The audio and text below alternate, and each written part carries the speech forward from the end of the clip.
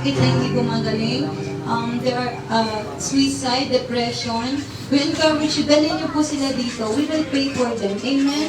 Ito po kaya po tayo nag-open ng Sunday. It's para din sa mga tao na kailangan ng healing, ng prayer, kailangan ng deliverance, those who need revival. Amen?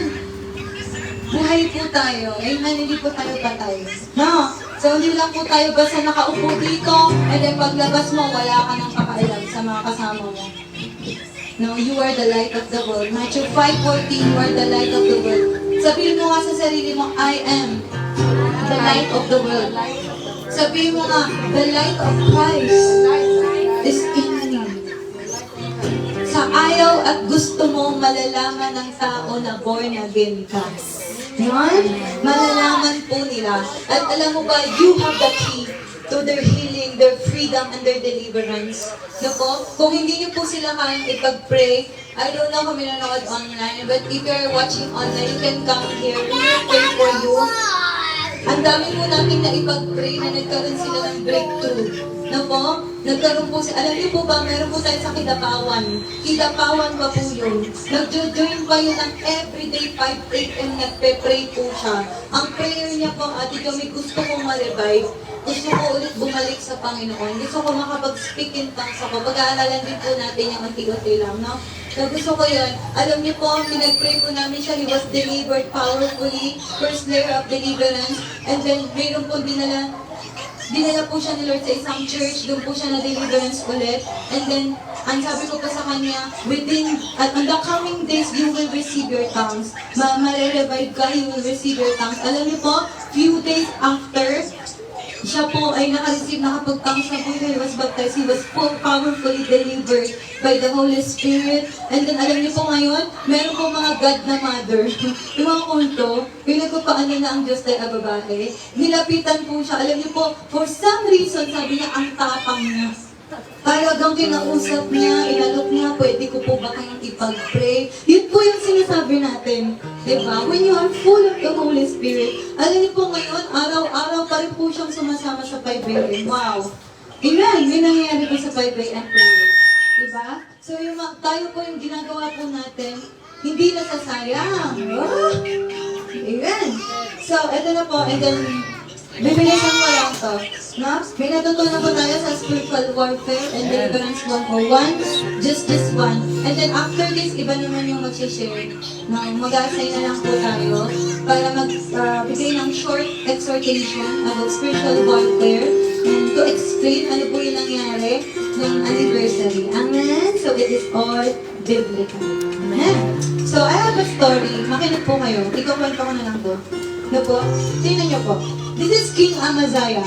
No po? Sa 2 Chronicles, chapter 25, meron pong isang hari. Ito pong hari na ito, siya po ay pangwalo. Pangwalo po siya ng hari ng Judah. No po? Dalawa po ang kingdom na hati po. Israel and Judah. So ito po, si Amaziah is the king of Judah. No po? Ilang taon po siya? He is just 25 years old nung siya ay naging hari ng Judah. And then, 29 years po siya na nag-reign. No po? Sa Judah. Alam mo po, kakaiba nung tong hari na ito, no po?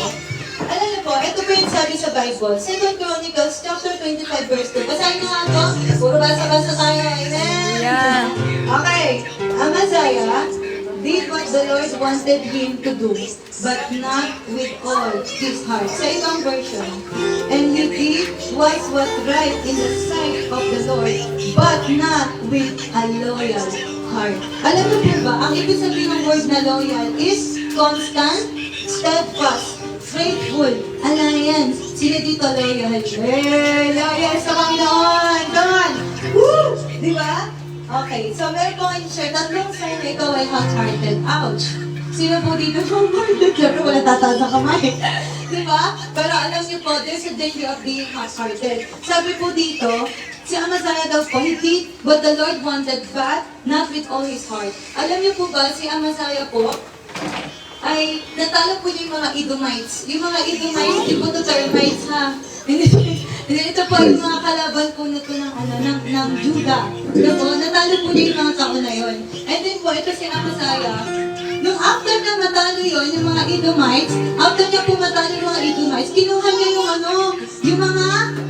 Diyosa ng mga Edomite. Tapos sinamba niya. Grabe. Tapos alam niyo po, itong si Amaziah, alam niyo parang nabaliw to eh. Alam niyo po ang ginawa niya? Hinamon niya yung hari si Jehoash. Jehoash.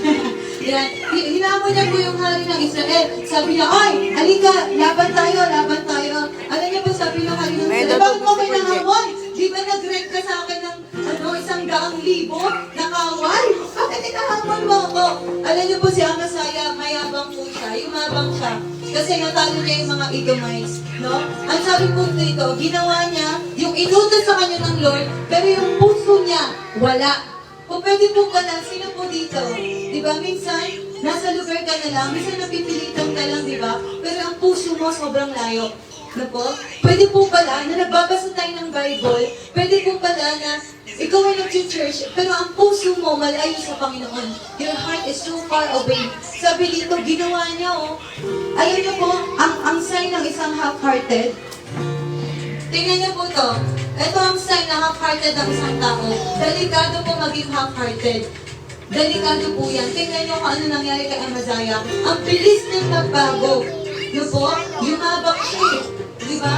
Tapos, ang bilis na nag-change. Bigla niya sinigawan ng mga yung mga gawa ng kama. Kinahan niya mga maliliit na Diyos yun sa ama lalaki. At yun ang sinamba niya. Grabe. Alam niyo, nakalimutan agad ni Amaziah kung gaano kabuti si Lord sa kanila. Grabe, no? Pero ano yun? Diba, kahapon, sinasama mo si Jesus. Ngayon, anti-Christ ka na. Ganun kabilis yung nangyari kay Amaziah. Diba? Grabe po, no? So, ito yung nakita natin sa kanya. Amaziah was double mind. Idolatry. Ang bilis magbago ng isip niya. Tayo po dito. Paano po pag may bumagyo? Paano po pag meron dito? Pumunta. Sinandem tayo. Bakit pinatay ba? Nakakata. Titigil na po ba tayo? Paano pag meron nagsabi sa'yo, Bible ka ng Bible, ba naman nangyayari sa'yo? Hindi ka magmamayaman. Hindi ka mayaman ka ba dyan? Mag-change po ba yung mind nyo? Kapag nag-change yung mind mo, ibig sabihin, you are half-hearted.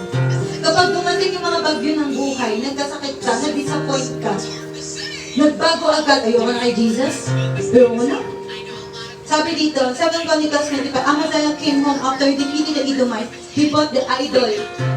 Alam niyo po, ang idolatry, hindi lang po yung mga figurin na gawa ng kamay ng tao. No po? Hindi lang po yun. Idolatry din yun. Pero ang idolatry din pwede yan maging pangarap mo. Pwede yung school mo.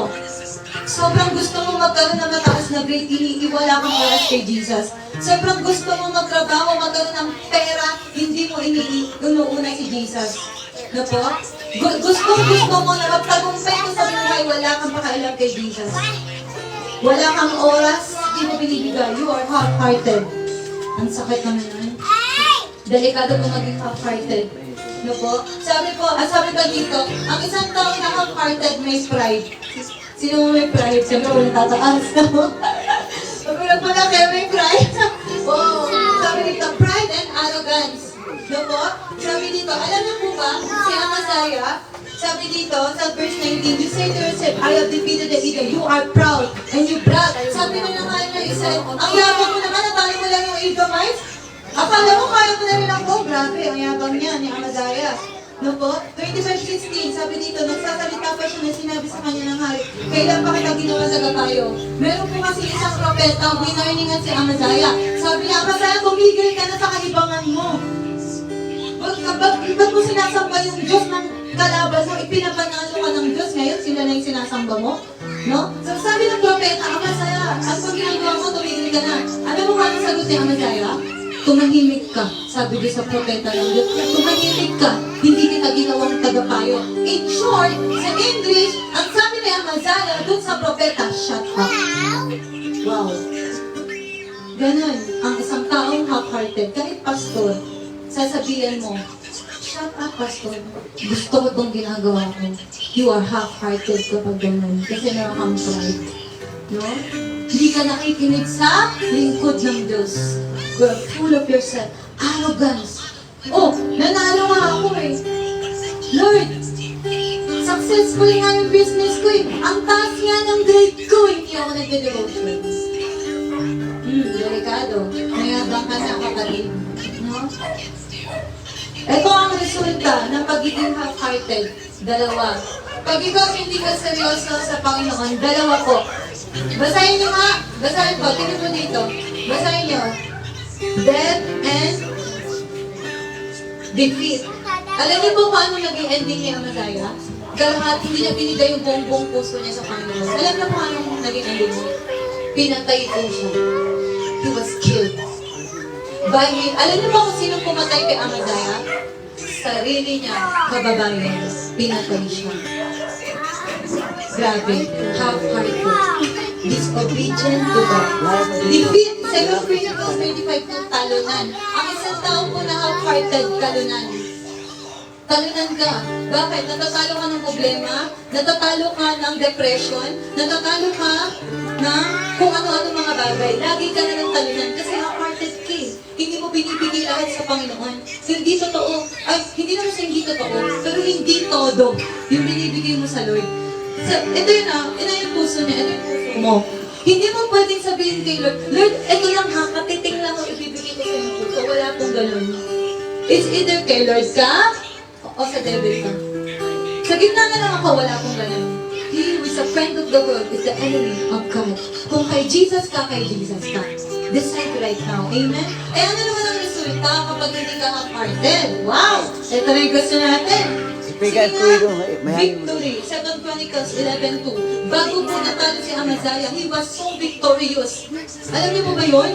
Pinanalo siya ng Diyos sa digmaan. Grabe!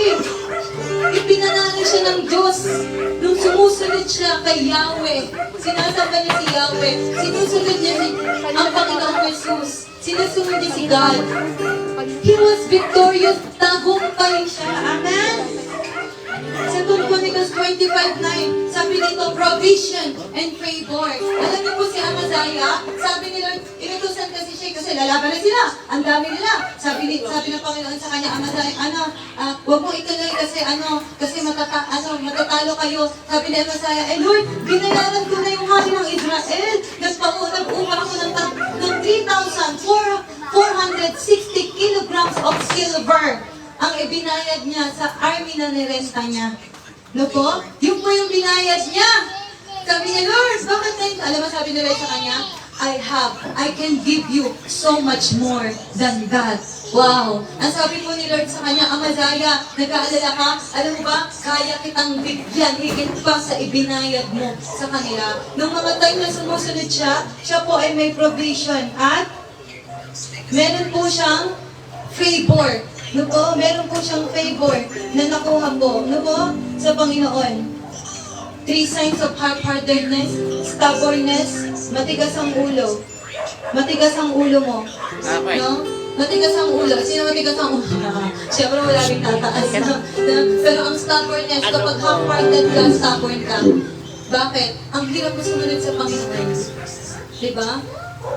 Is it to condemn me? No. What is the greatest commandment? Ito, pinasaula ko sa mga bata. Sasauluhin din po natin to. Every Sunday, meron din po tayong memory verse. Mag-recite po kayo. Okay, sino po dito makaka-memorize? Baka po dahil pa tayo ng mga bata, ha? Diba? Basahin po natin sabay-sabay. 1, 2, 3, go. Jesus answered, love the Lord your God with all your heart, all your soul, all your mind. This is the first, most important command. And the second command is like the first. Love your neighbor the same as you love yourself. All the meanings from this, all of the law and the writings of the prophet take their meaning from these two commandments. Ano ba ang sabi doon? Love. What is the greatest command? Magpunta ka ng church, magbasa ka ng Bible, mag-ila sa charity, magpakabait, mag-pray, mag-worship yung ba? Hindi, kasama po yun. No? Fruit yun. Ano sabi ni Jesus? What is the greatest command? Love the Lord your God with all your with all your heart, with all your soul, or with all your mind, and with all your strength pa nga sa ibang version. Ano po yung soul? Ano yung kaluluwa mo? Because ang circle, ito siya, that's the seeds of your emotions. Yan ang iyong emosyon, no? Yan ang iyong personality.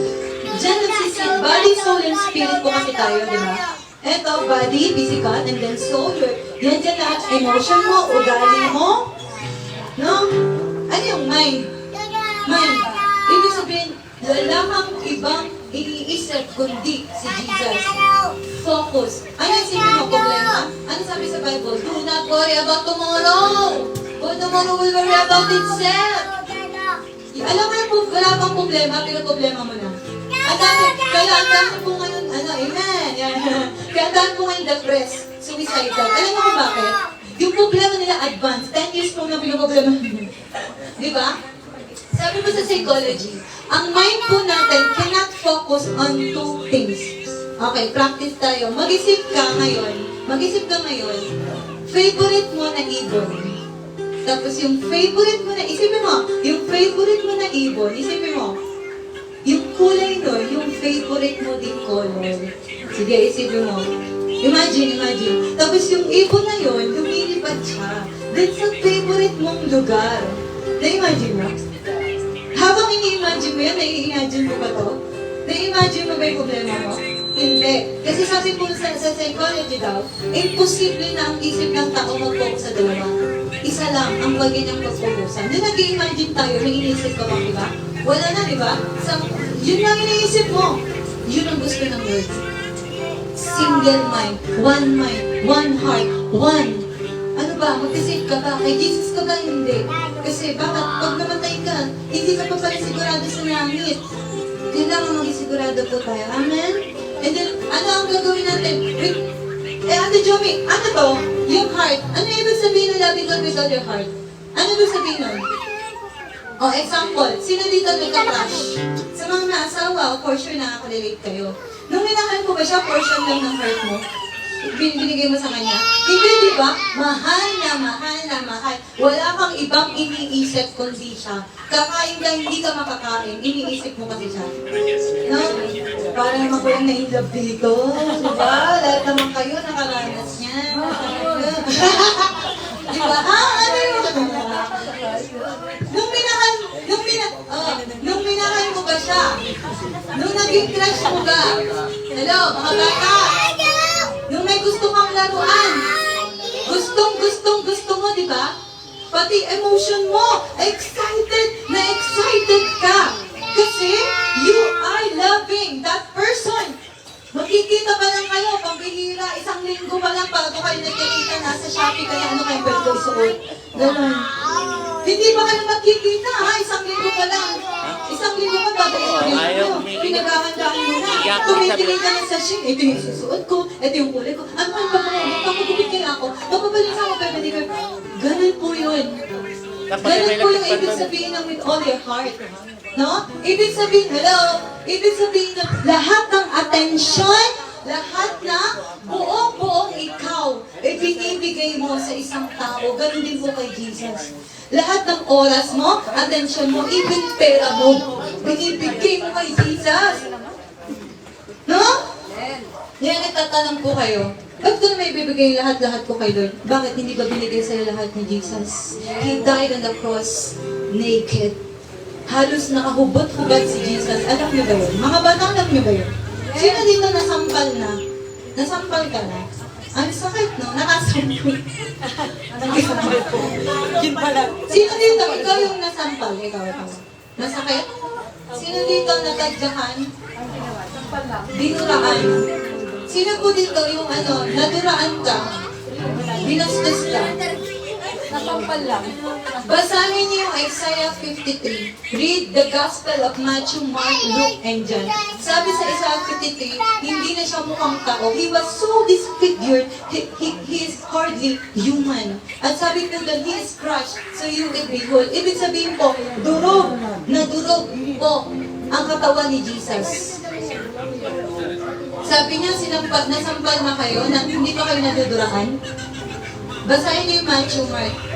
Si Jesus po, dinuraan. Habang siya po ay may crown of thorns, yung mga tao, mga pariseo, Hanggang ngayon, ginagawa pa rin po yun ng mga Greek Orthodox. Yung mga Pharisee, pag may nakita silang Christian, tayo, pag nakakita silang katulad natin, Kristiyano, Jesus followers ang tawag nila sa atin, dinuduroan niyo po nila. That's what happened to Jesus when He was crucified on the cross. Dinuduroan po siya yung mga tinusok pa nga siya dito, yung lumabas dito, tubig na lang eh. Diba? Ibig sabihin, patay na po siya talaga. No? Namatay na agad si hindi po nagpakamatay si Jesus. He gave His life. Amen? Binigay niya ang buhay niya. Kaya niya mabuhay, mag-survive sa cross. But He chose to die so you can live. Amen? Imagine nyo, hindi namatay si Jesus, wala kang freedom sa depression, walang provision, walang freedom from poverty. Wala lahat tayong nasa ngayon. Wala tayong pag-asa ngayon kung hindi namatay si Jesus sa cross. Hindi ba karapat-dapat si Jesus sa pag-ibig mo? Hindi ba karapat-dapat mga bata? Kahit bata kayo, kaya mo mahalin si Jesus. Amen? Pwede mo kausapin si Jesus, He can be your best friend. Ibinigay niya sa'yo lahat, ba't mo binibigay lahat kay Jesus? Amen? Alam niyo po ako, nang hindi po ako nag-walk sa revival, may trabaho po ako. Pero for some reason, lagi na uubos ang pera ko. Di ba? Lagi po akong walang pera. Etc. Nung po ako, nag-walk po ako sa Lord, alam niyo, wala akong pera. Ang ginagawa ko, yung konting pera ko, binibili ko ng trucks, binibili ko ng pagkain namin. Minsan nung nag-office tayo, nag-street preaching, minsan wala naman talaga tayong budget nun eh. Alam niyo po, sarili kong pera. Ginagamit ko para lang may pangkain kami din sa mga bata. Para lang yung mga kasama ko, mga nag-preach, makakain kami kahit lugaw lang. Minsan pera ko na po yun, sa totoo lang. Di ba? At alam niyo po ba, katulad ko nung kay Ann, ngayon lang I was promoted. Walang makanya po si Lord. Di ba? Na-promote po ako sa trabaho. Dalampakan natin si Lord. Sana pong sinasabi ko, mga kapatid, when you give it all to Jesus, you don't lose anything. You gain everything. Pero ang gusto lang sa'yo ng Lord, you have faith. Amen? Hebrews 11:1. What is faith? Ang pananampalataya, paniniwala sa mga bagay na hindi mo ba nakikita.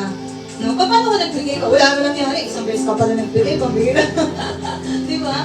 Siyempre, paano mo masabi with all your heart? How consistent ka? Paano mo masasabi ang isang tao naglilingkod sa Diyos ng with all his heart? Eto, isang sayo. Number 1, walang pumipilit sa'yo.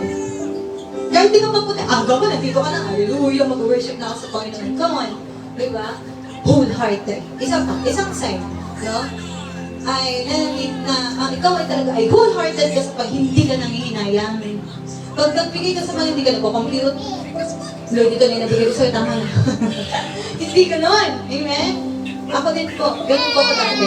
Pero ngayon po, minsan ang gusto ko ngayon, sige, ibusin ko lang sa Panginoon. Alam niyo po ba, nung nakaraan talagang, Lord, sakit talaga rin. Nung nag-anniversary tayo, maging pamato, may labas, talaga. But the Lord is teaching us something. Amen? Ay, pinaalala po sa akin ng Lord po, sabi mo, ipa-finance mo yung kingdom ko, sarili mong pera. Ay, wala akong pera, Lord. Ito lang yung pera mo. Paano kaya mo? Do your best. Amen?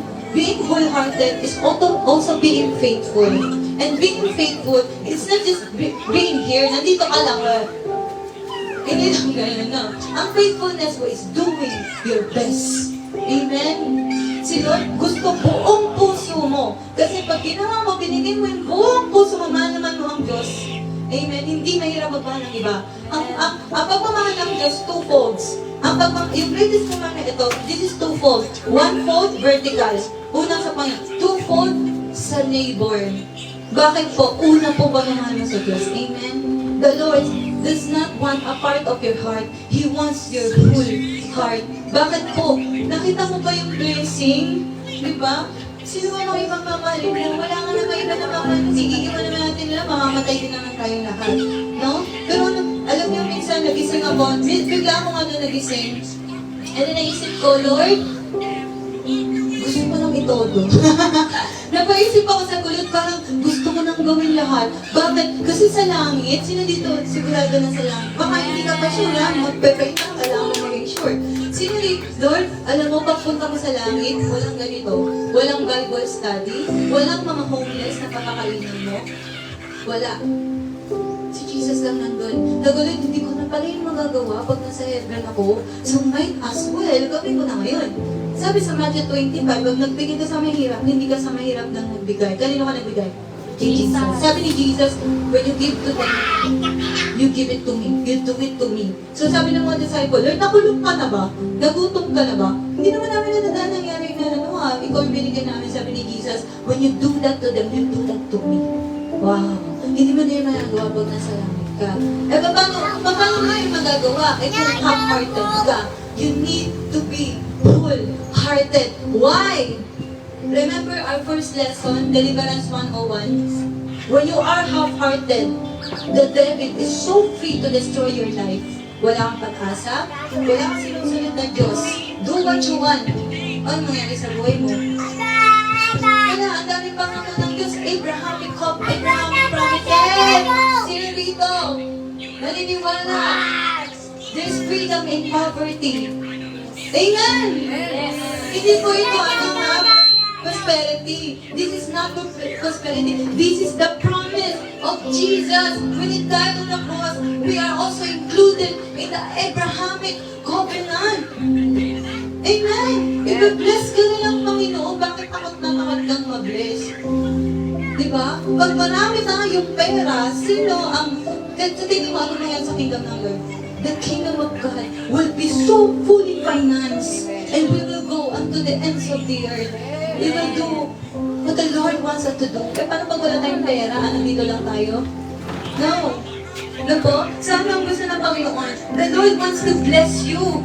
Amen? He wants to set you free. He wants to heal you. So that many people will know Jesus. Amen? So that you will have a purpose. Lampas sa pangarap mo na magkatrabaho lang, magka-boyfriend, magka-asawa lang. Hindi ko po yung sinasabing masama. Pero ang sinasabi ko, magkaroon ka ng pangarap na higit pa dito sa mundo, na lalampas dito sa mundo. Ano yung pangarap na yun? Magawa mo yung gusto ni Jesus. Pero paano mo magagawa yun kung kalahati ang puso mo? Kailangan buong buo. Ayaw ko ng Diyos ng half-hearted. Tingnan niyo ang nangyari kay Amaziah. Dahil half-hearted siya, ang bilis niya pinagpalit. There are people literally right now in Iraq, Afghanistan, Lebanon, Kuwait, Africa, Nigeria, Syria. They are literally dying for Jesus. So tingin niyo kung yung mga tao yun half-hearted, mamamatay sila kay Jesus. Hindi, kasi ano ginawa nila? They are whole-hearted. Lahat. Trabaho, pamilya, lahat umiikot kay Jesus. Bakit? He's the only one worthy to receive my whole heart. Wow! He's the only one na ibinibigay mo yung buong puso mo, hindi ka susugatan ng Panginoon. Amen? Bakit po sa atin, meron mga tao takot kang ibigay ang buong puso mo sa Panginoon. Hello? Mga bata, pwede nyo nang ibigay yung puso nyo kay Lord.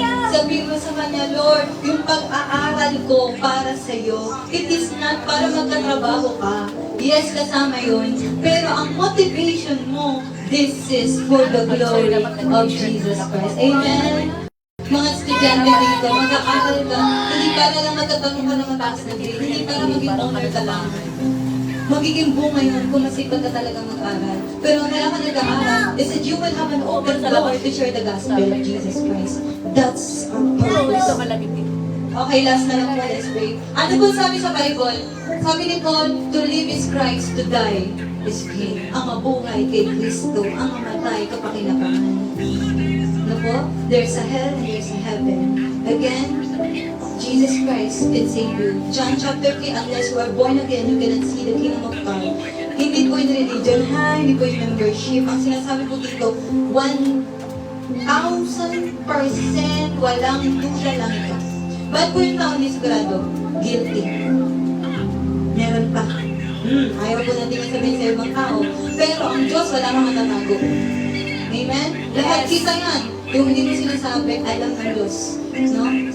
Pero hindi ka kinakondemn ng Panginoon. He will deny you for one. Hindi po para sabihin sa'yo ng Diyos, o rin mo, kaya ako ganyan. Hindi po kasi ng Diyos. He's loving me. Gentle. Oh, amen daw. Diba? Sabi ko sa Bible, Yahweh is like this. Yahweh is like this. Dala-dala niya yung maliit na lamb, habang yung nanay na tupa ay naglalakad. Sa Isaiah po yun. Ganun po ang Diyos. Wow, He is so gentle. So, mag-pray na po tayo. Amen. Wow, hindi natin naman yung time. Sige, tayo po tayo ngayon. Let us pray. Let us pray right now. Amen. Kasama ka. Amen, no? Mag-pray po tayo. So, sino po dito? Alam niyo po, wala po sa ating makakapagsabi dito. Hindi po natin pwedeng sabihin sa katabi natin, ikaw, hearted ka, late ka eh. Wala mong ganun, ha? Okay? Hindi po tayo ganun. So, ang ano po natin, ang i-judge lang po, ang kaya lang po nating matiyak, magpasiyasat po tayo sa banal na Espiritu, sarili mo. Okay? So, ang gusto po ng Lord is we will love Jesus with all our hearts, all our soul, and all our strength. Bakit? He's the only one worthy. Binigay lahat ni Jesus sa cross. Bakit hindi mo ibigay sa Kanya? Ba't niluhod mo? Eh, kung tanggalan ka ng Diyos ng hindi wala ka na bukas. Diba? So, bakit mo iluhod? Why are you holding back? Diba? Si Job, nawala sa kanya lahat. Sabi niya, the Lord did and the Lord take it away. Diba? Sino pa po? Si Abraham. Sinabi sa kanya ng Lord, ialay mo sa akin sa Isaac. Ano po ginawa ni Abraham? Pinagdamit ba niya sa Isaac? Nag-iisa yun na anak niya, pinangarap niya ang tagal-tagal miracle child. Ang sabi ko sa Hebrews 11, kasama po siya, di ba? Dala-dala niya si sa Isaac, nandun siya sa mountain. And then sabi sa kanya ng Lord, sige, ialay mo ang anak mo sa akin. Gumawa siya ng kutsilyo, sasaksakin na niya, and then biglang umawat yung anghel, wait! Stop! The Lord has approved. The Lord have seen your faithfulness. Na kahit yung anak mo nag-isa, kaya mong ibigay sa akin. Hindi po yung gagawin ni Abraham dahil masama po si Abraham, ha? Kasi papatayin niya, masama pumatay, di ba? Iba po yung look at this. Kaya po nagagawin ni Abraham yun. Hindi dahil masama siya. Kundi dahil obedient siya kay Yahweh, na siya nagbigay ng kaisa-isa niyang anak. Kapag hiningi niya, kaya niyang ibigay. Wow. Kaya mo bang ibigay sa Panginoon? Benta lang ang hirap. Oras mo, ang hirap mong ibigay sa Panginoon. Pero ito po si Abraham, alam niyo kung sino? Antak niya. Ibibigay niya sacrifice. Hindi na tuloy. Hallelujah. Sabi po sa Hebrews 11, ginawa yun ni Abraham dahil alam niya na yung anak niya, kapag inialay niya, sinakrifice dumalit, kayang buhayin ni Yahweh. Wow! Ano ba si Lord? Hallelujah! So, andun mo yung faith niya, na kahit ibigay ko itong nag-iisa ko, kaya mong buhayin. Faith. Hello? Kapag ang isang tao, kalahati lang ang puso, walang pananampalataya yan. No?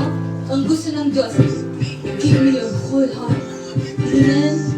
Paano mo mabibigay? Ask the Holy Spirit. No po? Lahat po tayo dito sa Galatians chapter 4 verse 6, not by might or by power, but by my Spirit, says the Lord. Amen?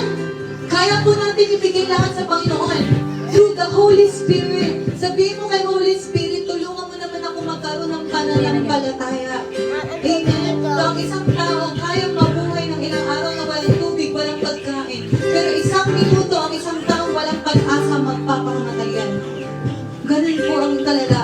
Diba? Kaya kailangan may hope, may pag-asa po. Amen? Amen!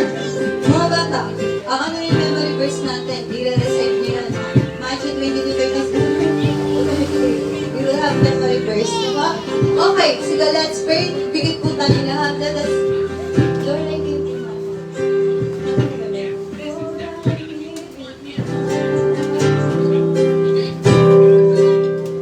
Okay, we will sing this song. Ito po yung prayer natin. Lord, I give you my heart. Sino po dito, sa tingin mo, hindi mo ba nabibigay yung buong puso mo? Alam mo, huwag mo nang palampasin. Na huwag mo i-condemn yung sarili mo, ay, hindi ako hindi ako dapat di ko kaya ibigay. Hindi. Magpatulong tayo. Lahat tayo tutulungan ng Panginoon. Wow, naglalumakas yung hangin, no? Magpapray na tayo. No, grabe. Ano yan? Oo, lumalakas, Holy Spirit, come on. So, let's sing this song, mga bata. Bigyan po tayong lahat and ask Jesus right now. Kausapin niyo po ang Panginoon. Sabihin mo, Lord, nakikita ko yung puso ko. Wala naman ako matatago sa'yo. Am I half-hearted, Lord? Am I full of pride?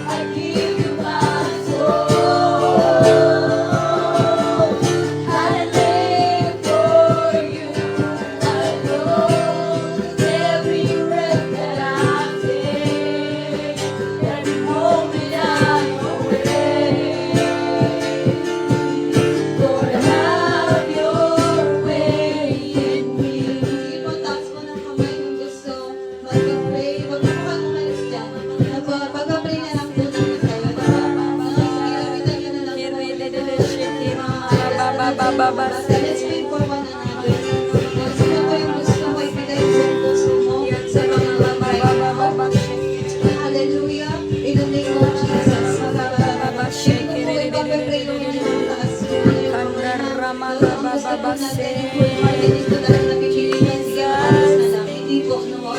Yung gusto mo talaga mag-pray, you want to give your heart to Jesus. Amen. I will pray for you. That the Lord will impart, the Holy Spirit will impart the love of Jesus, will pour out, as the Bible says, He will pour the Spirit of God, will pour out the love of Jesus in your heart, so that you can love Him, you can obey Him. Hallelujah. Sige, pag-pray niyo na po sila. Yung mga hallelujah. Amen. Seryoso po ba tayo sa Panginoon? Bakit kung kami po tayo, wala po tayo sa magandang building, wala tayo sa aircon, wala dito lahat ng komportable. Isa lang meron dito, Holy Spirit and your heart. Hindi gusto ng Diyos na puro ilaw-ilaw lang tayo, malamig, maganda yung upuan, tapos aalis ka na, wala nangyari sa puso mo. Hindi po. Ang gusto po ng Lord is that your heart is full for Jesus. Mainit, malakay, masikip, side ka, wala kang pakialam, basta si Jesus lang. Amen? Hallelujah, Lord, in the name of Jesus, Lord God. Let's go sa Diyos, gusto mong mahalin si Jesus. Hallelujah. I will pray right now, in the name of Jesus, Holy Spirit, each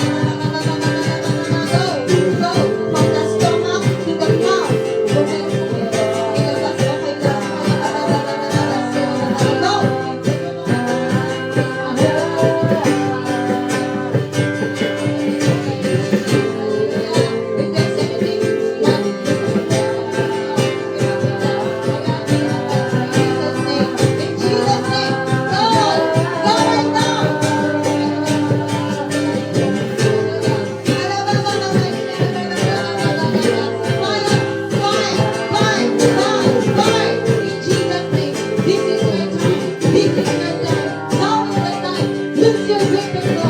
Lose your grip and go. Lose, lose, lose, lose, lose. In Jesus' name.